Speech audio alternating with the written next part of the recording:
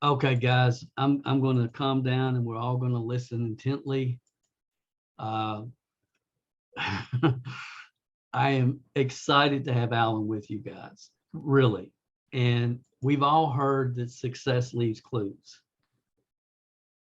And as I go through this, I want you to understand, we're going to learn about his path prior, but I want you to hear the path the last 2 years, 3 months. On June 10th, 2020, 2 years and 3 months ago, Alan Knight joined our email notification for the MLM Success Podcast. I've done my research here. 5 days later, on the 15th, he joined our MLM Help newsletter. Then over the next 15 days, he joined 7 of our email lists, including the top MLM training articles, Programming Your Mind for Success notification. He joined local MLM leads notification. He ordered the Start Right MLM program, Start Right. And he's been in network marketing 20 years. He ordered Start Right. And then he joined the MLM training club. The next month in July, I offered a free 20-minute consultation for training club members. Alan scheduled a call. And until that point, I had no idea who Alan Knight was. That's the first time I ever spoke with him. And I can tell you, all I remember about that call was 2 things. Number one, I'm thinking, he kept saying, I said, what do you really want? I just want to win. I just want to win. And he felt it. I felt it. I knew he meant it. And I remember getting off that call and my heart was almost broken because I said, this guy, he really wants to win, but he's in the wrong company at the wrong time in history with the wrong leadership. And I'll probably never hear from him again. And that's how I felt. At the end of August 2020, we decided to make a pivot into APLGO, help them get launched in North America. We started the North America launch team, and Alan joined us almost immediately. He qualified for our 50 no pin just almost like in his first month. Now, and this is worth talking about. With that company, we had a 50 no's pin, where after you got 50 no's that you've exposed the product and the business, and you have 50 people that tell you no, then you got a pin. If people had 50 people there's people on this call tonight making thousands of dollars a month, have created thousands of dollars a month in passive income and have not got 50 no's yet. Maybe we need to up our standards, but he got it quick. He brought to me the concept of direct outreach recruiting. He said, Dale, I think there's some validity to what this other group's doing, but I don't like the way they're doing it. I think we need to refine it some. And we did. We refined it, and Alan headed up the daily outreach Zooms. And we had our team members prospecting together online for hours every day. And Alan headed that up along with some other people on this call. We had the opportunity to meet the very first time. It was at the APLGO Launch event in Las Vegas. That was March of 2021, was the first time we had the opportunity to meet Alan. And then we met Alan and his wife, Jen, a few months later in June at an event in Phoenix, Arizona. And I know Gordy and Kelly and Philip and a few others from this team were also at that event in Phoenix, Arizona. Shortly after that, after Alan had been with us about 6 months, we were talking and he said, Dale, I've accomplished more my first 6 months with APLGO than I had in the previous 20 years combined. And he was talking about from an understanding the flow, understanding what it takes to build a real team. And we featured him on a podcast. It was session 233. If you guys haven't heard that, it's worth hearing. MLM Success 233. So when we personally decided, hey, we got to make a pivot, the crypto market's where I need to be after I came out of that COVID haze, and we decided last November, we're making the pivot to IHub Global. Alan was one of 36 members that from that team that made the pivot with us. And most of you are still with us tonight. He's been on the company leaderboard a couple of times. He currently has about 50 boxes ordered, which equates to $5,000 in monthly income. Around $5,000 he's created in passive income his first 90 days.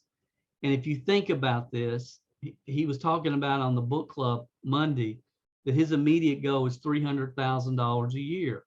Well, he's at 5,000 in 90 days. And if you do the math, in a year and a half, if he just repeats what he's done every 90 days, a year and a half, he's going to be at his 300,000. And we were talking this afternoon, and he said, well, it's getting easier now because I'm getting some credibility in the community and I'm getting referrals. And he said, Dale, I can see how this is just going to get easier and easier and easier. And he's right. And it's not just for Alan will it get easier, it's for everybody.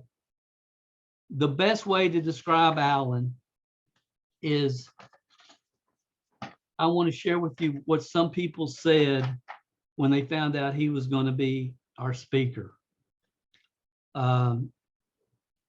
Betty said, looking forward to Thursday. Carlos said, nice, can't wait. Dave Buchanan said, can't wait to hear from Alan.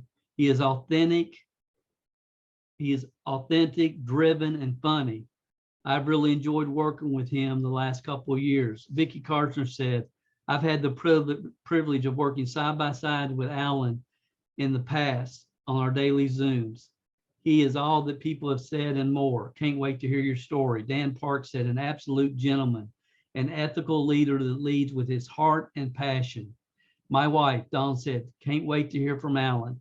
He's such a servant leader. Michael Clark, who was not part of our team prior, he said, or was not part of the Zooms prior. He says, as far as I'm concerned, Alan has become the top gun since day one with my journey in this group. Always willing to help no matter how long you have been working, what your background is. Alan is also an awesome leader and around for me to hear more. I'm excited to hear more from you. Tom Terabas, Tom T said, probably no other single person on this APL, on those APLGO work Zooms helped me more than Alan. We all helped each other, but Alan is, as the host, was like having a Dale Jr. there to give suggestions. Guys, you all are in for a treat. Help me welcome my good friend, Alan Knight. Alan, welcome, buddy. Unmute yourself. Do I have to unmute you? Unmute yourself.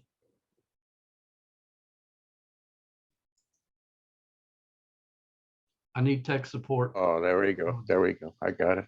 I was trying to figure out how to work this Zoom thing. I haven't been on it enough. Welcome. Is there something else left?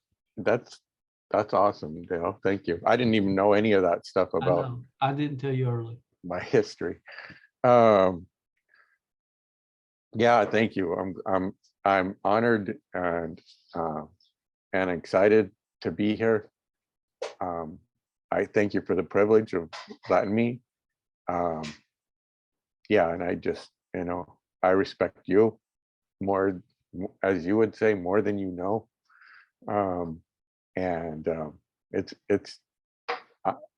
I'm just privileged to be here. Awesome. Let's just start out because I know you grew up, you spent some time as a child in Germany. I know you had a brother you were competitive with. You have parents that you love dearly and are still very close to. So just kind of a little bit about yourself, your background, siblings, anything there you want to share, just so people can understand your history from that perspective. Okay. And I'm going to keep this short, Jelly. So so my history is, so I was an ADD kid before they knew what that meant. I didn't know how to sit still. I got kicked out of kindergarten 4 times. So they're like, we can't handle him, take him home. School was a miserable experience. I failed my way all the way through until I dropped out in 11th grade. I went to work, and I'd obviously already been in, my dad's a preacher, so I was, if all the connotations of it that are negative about preachers' kids, I exemplified that and tried to enhance the bad image. I didn't understand the world. I was pissed about it. I didn't understand people working their whole lives and living in houses with, I would look in their front room window and go, that sounds like no fun at all. It's like you work your whole life and you get to play when you're like, can't move anymore at the end of your life. And I'm supposed to like volunteer for that thing. It just made no sense to me as a kid. And I didn't want to play the game, but I didn't know there was any other game. And so I, and we'll get into more stuff as we go, but I left home. I got very heavily into drugs and alcohol, kind of hit a bottom at 19. Most people haven't even gotten started yet, and I was already trashed. I was just tired of the work and effort it took to get high and stay high. And I started looking for help. Even though my dad's a preacher, the church wasn't set up for my kind of problems at the time. And so I found help in the 12-step programs. I joined my first, and that's when I joined my first MLM or network marketing business at 18. Actually, I recruited myself out of a treatment program into, somebody called me out, or I called somebody from the treatment program before we had cell phones, and they said they were having somebody coming over to tell them about making money. And I says, I want to make money. So I left it, not a great prospect, obviously. So I left the treatment program, went to the meeting. And that was my introduction to network marketing. And it went from there. Wow. So you were 18 years old and you joined, everybody probably figures it was the big A. And how did you and Jen meet? And when did that happen? So many years later, I was in a leadership development program in San Francisco, and Jen was a part of that program. She's here, so I have to be careful about some of this. But basically, I didn't know that she was involved in the program. I had been there for a year. I was ahead of a part of it, which everybody had to do something out in the community to win, to accomplish in the community as part of our team goal in this program. And they were trying to tell me how many people they were trying to tell me how many people they wanted to let fail in order to keep their percentages looking good, so we had a better chance to win. And I refused. And I just said, who you guys just write out the names of the people who are going to lose, who I'm going to write off, because it's not just math, it's humans.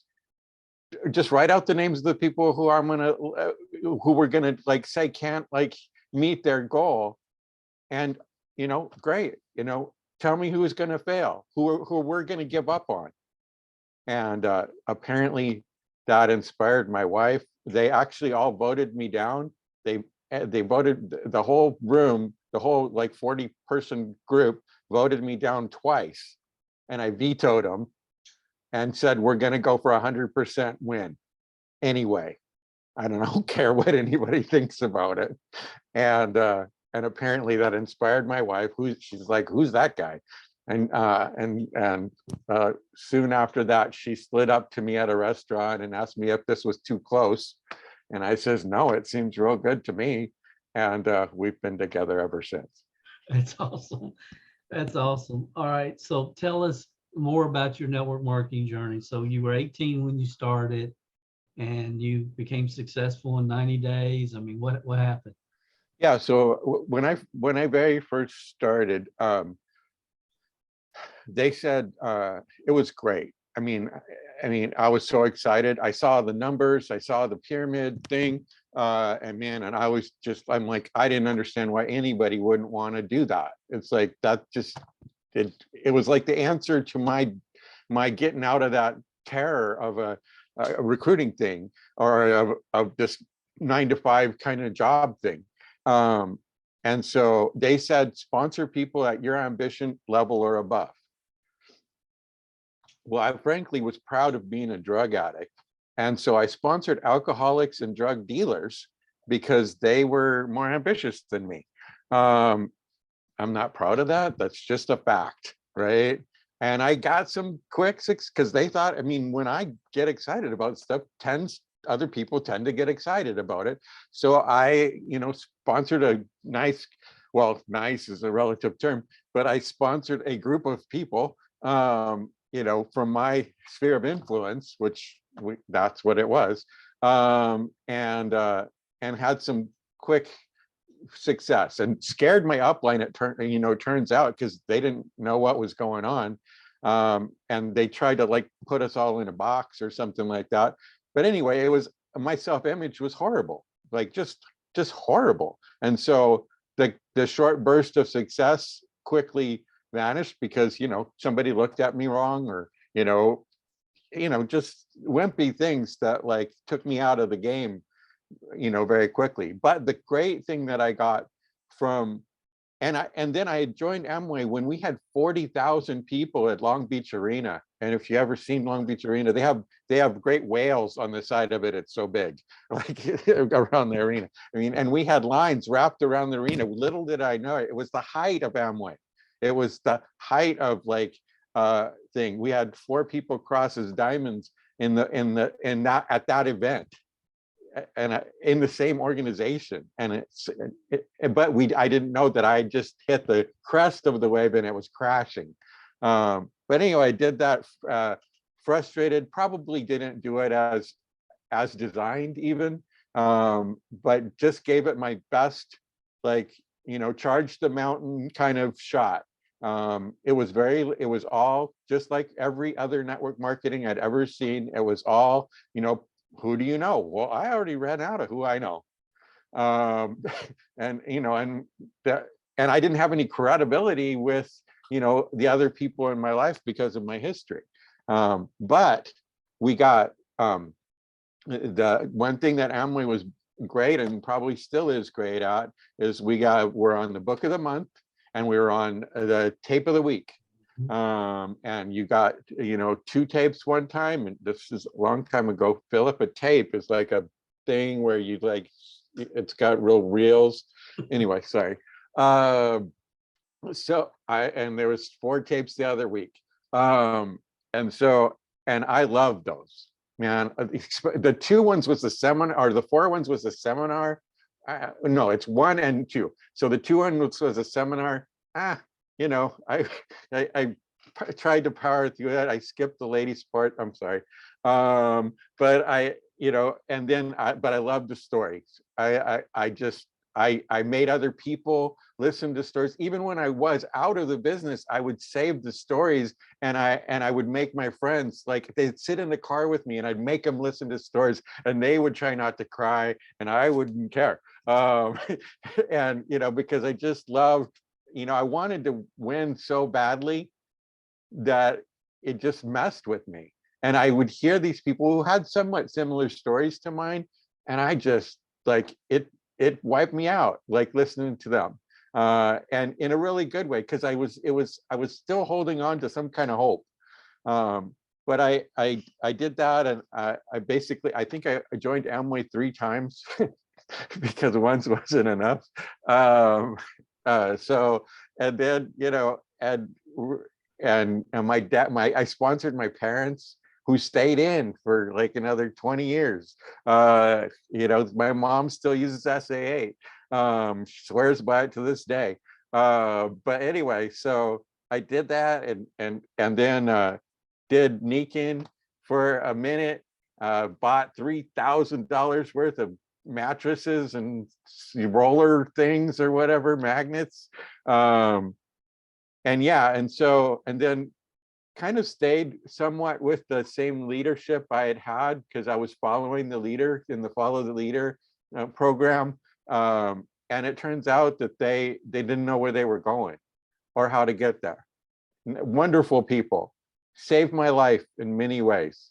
Like really, I mean, tolerated a messed up kid, and did wisdom words to me, and just like poured into me. And you know, and I'm grateful to those men to this day. Yes, sir. But anyway, it was a long on and off history. You know, but I never found anything that worked for me. I never, like the $1,500 a couple months is the best I ever did in anything I was involved in. And so, and that was, I don't even know how that happened. Jen told me that we had made that in that company, and I was surprised. So that's my what I got from those books though, and those audios, really helped my life. Didn't help me get any better at network marketing, Right. but really helped me get some people skills, and, you know, stop flipping out on people, and a whole bunch of good things happened from those, just not the money, which was why I was there. Yeah. So how did you find our podcast? How did that all come about? Because in my company, nobody was winning. And I was desperate to try to find something out there where I could even hear some, like, not even current. I know the world has changed. And you know, a lot of the things that worked back then wouldn't be applicable to what we're doing today. But I just wanted somebody to go from what is that called? The hero's journey thing, from, you know, from failure to dream, struggle, victory. I just needed to hear those stories. And so I listened to people I won't rename, because Dale has physical issues when you talk about certain people in the network marketing training world. And I kept, you know, and it was just the same pablum over and over again: do more, do better. Started listening to attraction marketing guy and tried that, you know, for a while. But I'm not, like, I don't have that much interesting stuff going on in my life to like fill up days of video. I gotta see you guys. Hang on a second. I gotta change my view. But I had yeah. So anyway, then I, you know, just searching, I found Dale's podcast, and it was different. And it was, man, I started at podcast 1, and it was story after story after story of normal people. I mean, I don't know that I even qualify for normal people. I think I wasn't an underachiever. That would have been the next step up. But it's like, you know, garden variety human beings is what I like to call them. It's like winning, and I was hooked. I mean, and it wasn't that, I mean, we had just gotten my dog, and so I'd go to the park and I would listen to stories every day. I was hooked. And then Dale started talking about the systematic approach, that he had a solution for people like me, like I felt I was, like, not like become Mr. Personality, not like I didn't know how to do it. And I had an upline who was brilliant at it. And I wanted to be like him, but I just wasn't. And so it was Dale's, and I actually had some, because of my personality, I had some influence with my company, and I tried to bring Dale's work to the company exhaustively. And they said they had a thing where you could communicate with them directly. I got nothing. It was a big zero response from all the people that they all just laughed at me, basically, politely, because they didn't want to lose their auto ship. But it's like, I got nothing. So when I got the email from Dale, I'm like, I can't do it here. There's just no way I can bring Dale's system. I didn't have the skill set even, to bring Dale's system to that company when they didn't want it and weren't interested in it, and so, except for the guy who started the company, and he's no longer with them, he was very positive about Dale's work. But he got out of the industry because he didn't know how to do it either. And then he heard Dale's anyway. So that's how I got attached to the podcast, and then hooked on just the logic of the way Dale taught how to build a business. And Dale's different.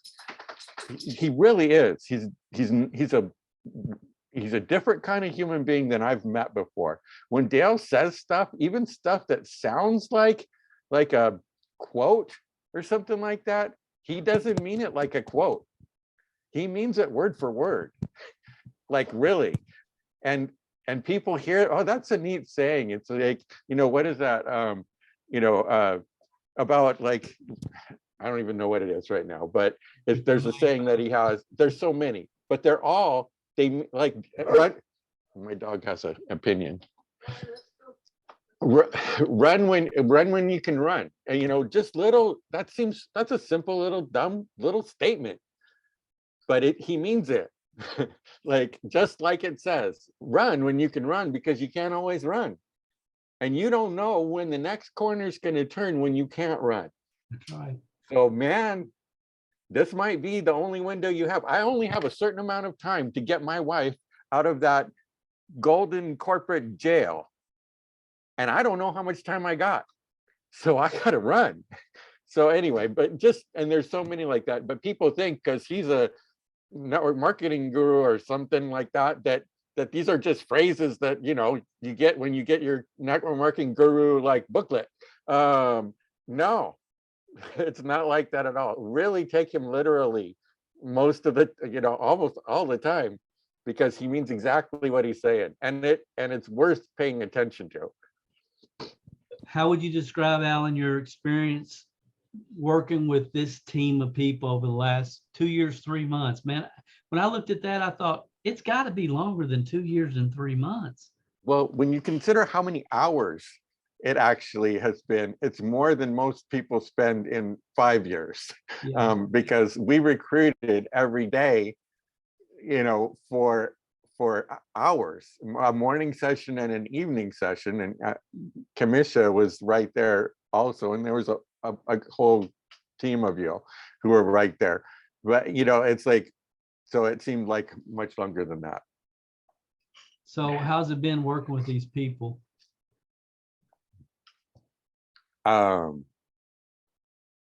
It's, part of it is there's no way to actually tell you. You gotta experience it. Test us.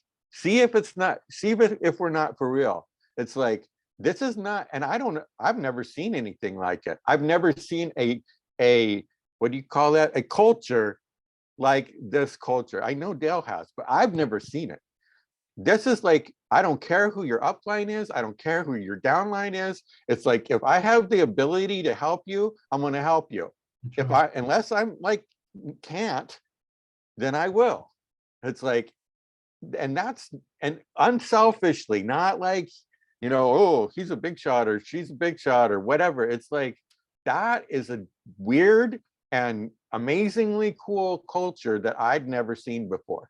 And so what you think is stopping you is, I can't say, well, it's not good. It's not true. It's, you know, because there's somebody who's experienced the same thing and gotten through it. There's somebody who's not in the same place right at this moment, who's not gonna like mess with you if you like are transparent about what's going on. And it feels like you're just compelled to win. Like it's like it pulls you in the direction of winning. And I've never had that experience before. And I haven't and none of us are any different. Like, it's like one day, Kamala won't care if I say it. One day Kamala is like crashing and burning, and the next day I'm crashing and burning. Or Philip is like, I don't know, wandering off into the woods, or, you know, I mean, or whatever, you know, it's like, that is like, and you just have to risk your ego to like actually communicate with somebody who's winning, not like somebody who's in your same position, but somebody who's winning, and go, hey, I'm like doing stupid stuff instead of what I'm supposed to be doing, you know, and I just needed to get it out there to let my team know, and so they can like help me through. And it's crazy cool. So that's, I really can't, it has my brain be kind of quiet sometimes, which is rare. And puts me in this place that I've never been before, where it's like there's a peace about my future. What? So that's amazing. It's 8:55. I I'm hate gonna keep that. going. Y'all can jump on the corporate call if you want. I'm staying here. I don't trust them after last week. Y'all feel free to do whatever you want to do. It'll be recorded. I had no idea. If Don hadn't walked in here, I had no idea. I thought we'd been going 20 minutes. Yeah, Shelley experiences that on a regular basis. Yeah. So. All right. Speaking of Shelley and the book club, let's go. Yeah. I heard you say that on the book club that you felt like, you know, your immediate goal was $300,000 a year. Based upon what you've experienced to this point and what you're seeing, how obtainable is that for you compared to maybe other goals you've set in other companies?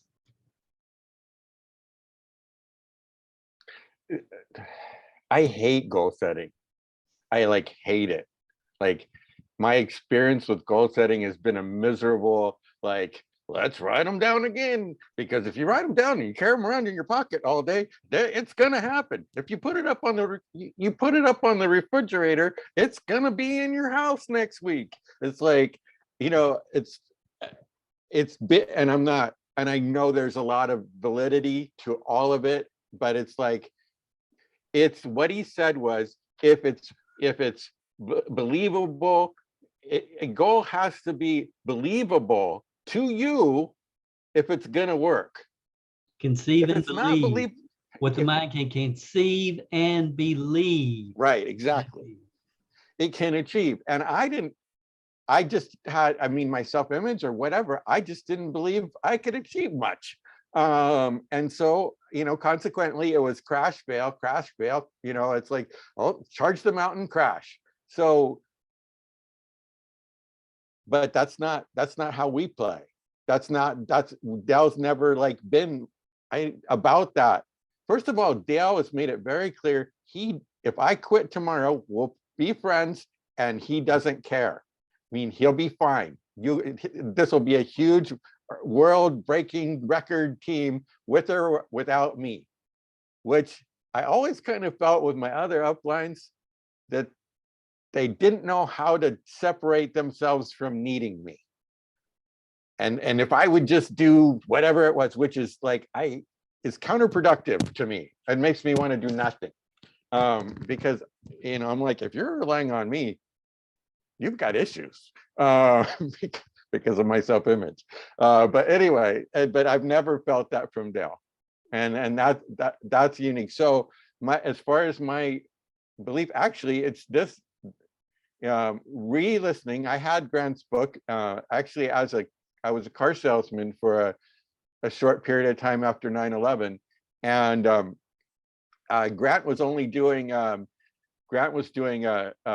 training, and I had to sit in the basement of the car dealership and watch, a very awesome, like, new way of value focused, really information overload with people, exactly the way Dale does. Like, give them all the information and let them do it or not. It's like, and don't hide stuff, which was the tradition of the car business. Anyway, that's why I was introduced to Grant Cardone long before all of the stuff he's accomplished since. And so that 10X book, that's, and for me personally, I just recommend listening to the audio because he adds a ton of stuff to it. So the book club where we're going through that, basically I heard him say, and also Dale's mentor say, don't just, if you hit a goal, it's gonna fluctuate.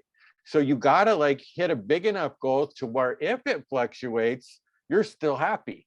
And so it changed my 300,000 to $1 million, and the 300,000 is a stepping stone to that place, because I want to get to a place where I never have to make a decision because of what something costs again in my life. I just don't want to think. I never have liked thinking about it. I don't care about money.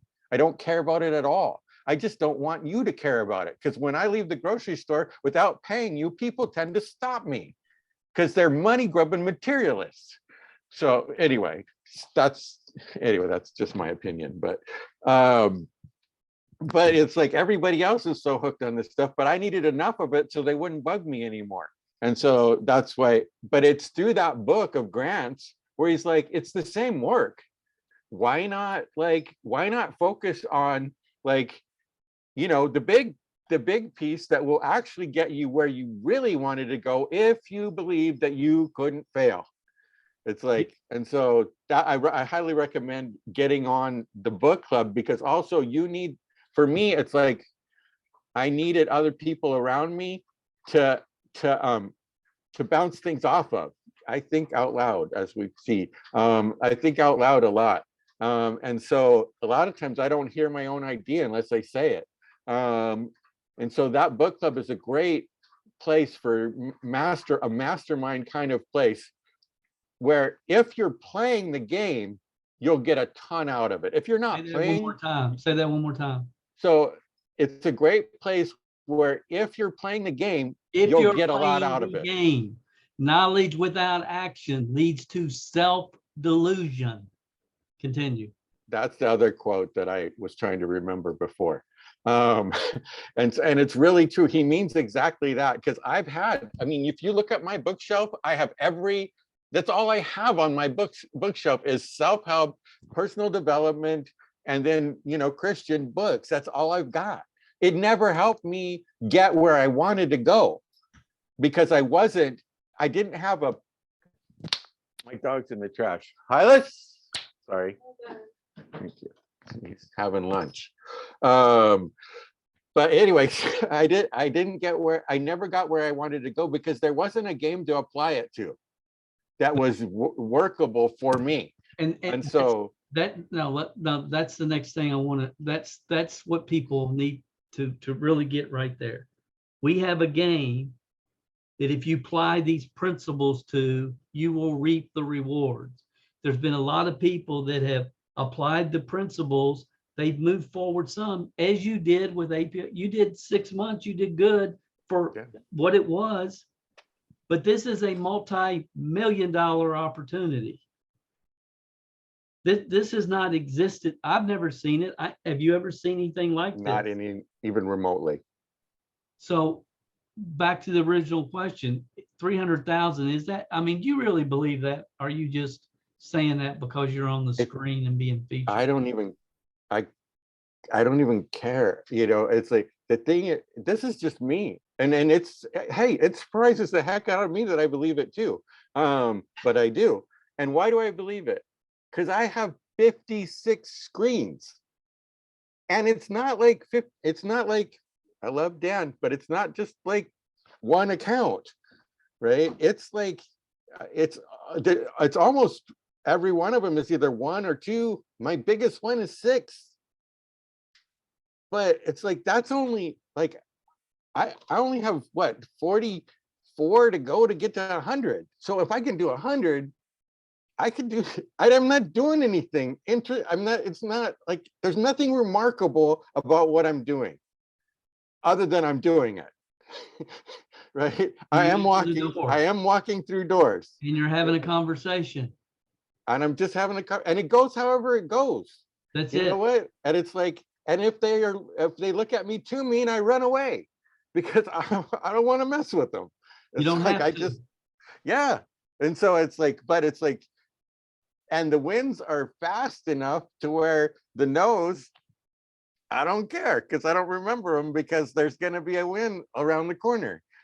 If somebody walks in 10 businesses, is it, and can halfway communicate, is there any way they cannot do at least one screen? It's like, there's something, you need to go talk to somebody it's working for. If you're going in the same time, this is not going in 10 stores over a month. It's like in the same day. That's right. If you're going into 10 stores, one after the other, and you're not like having somebody sign up, you're doing something wrong. You're talking too much. You're like, I interrupt myself most of the time mid-sentence in this store and say, I'll just play the video. That really works well. No matter how profound, and I always think I'm profound, no matter how profound, my like little thing is that I'm saying to him, I interrupt myself and play the video. And I know Kamala does it too, because she has to, because she's crying by that time. So she just plays the video. And so that's really all that's really, I mean, if you're not getting it, it's either you're not going through the door, or you're talking too much, or you're trying to explain the video, why? It's so nice. Why don't you just let them see it for themselves and then have them ask a question? That's right. That's right. All right, man. We'll wrap this up because I want to give people a chance to ask questions. But is there anything that you want to say before we get into the official question and answer? I'm just grateful. I didn't, I would, if whatever I did with you didn't work, I was done. I was going to go learn sketch art for the beach and draw people's faces. I actually talked to Jen about taking a little class so I can, make $10 a session, like drawing little people's faces at the beach and making them laugh. But that basically I was going to bury my dreams at that point and just let my wife make the money, and I'll be a very supportive husband. But I'm just so excited. I'm not the person I don't recognize myself.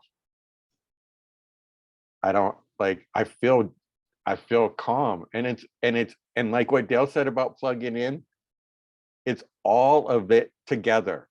That's right.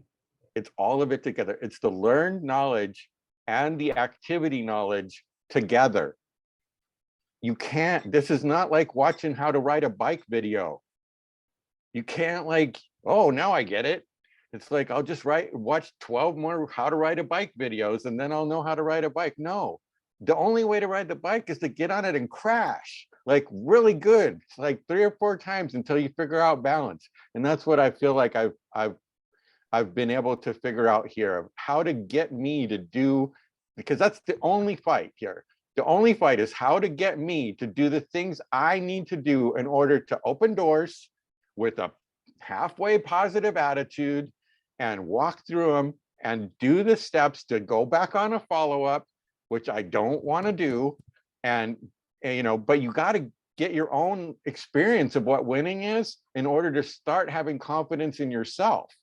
if you're never personally winning, it's all just fairy tales. And so that, I mean, that's some of the remaining thoughts I have. Awesome. Before we forget, tell us about tomorrow. Oh yeah. So for those of you who are available and can be, I'm going to be on a live radio program tomorrow, and it's 8 a.m. Pacific Standard Time. So figure out whatever that is in your neighborhood. If you could be on it, I'd like to just kind of freak them out a little bit about how many people are on the program. That's, I don't know, I'm just weird like that. But so it's called laislandradio.com, and spell it how it's spelled, which I would have to look it up. But put it in the Facebook group for us, okay? When we get off. Yes. And so then 8 o'clock, yeah, so 8 o'clock Pacific would be 11 o'clock Eastern. yes, sir. Right. Yeah, 3 hours different. Yeah. And so it's just for 1 hour, and there, it's a positive thing. They play Hawaiian music most of the time, and then they interview business owners other times. And so I'm nervous about it because it's live, and it's not like you guys who are like the safest place to speak. So yeah, if you want to ask questions, throw me softballs, okay? Don't try to like stump the coach, because I can be stumped very easily. That's why Philip exists, to help me, and Kamala and everybody else who helps. So anyway, but yeah, I'd love it if you guys were able to get on that tomorrow. I think there'll be recordings of it, but I don't know for sure. Now, if somebody wants to contact you, they're listening to this on the podcast, how's the best way to get a hold of you? Well, if you're interested in participating, well, basically the best way is to call me. You can call me or text me 530-434-0470. And if you're on the team also, that's fine. Texting is the most reliable way to have me see whatever you're asking. I can't promise that I'll have answers, but if I'm available, I will call you back. And you're in Orange County, California, right? Yes, sir. Orange County, California, and yeah. My team. Well, and then I have my awesome cohort up in Northern California, Kurt, who's I'm so proud of and who's doing such a great job. And so the rest of the guys who are down here, we will dominate Orange County. So just for the record, because that's just the funnest way to play. So anyway, that's where we're at. So yeah, I'd love to hear from you if you're want to talk about anything or have questions. Awesome. We're going to stop the recording now, and if you guys have questions for Alan, raise your hand.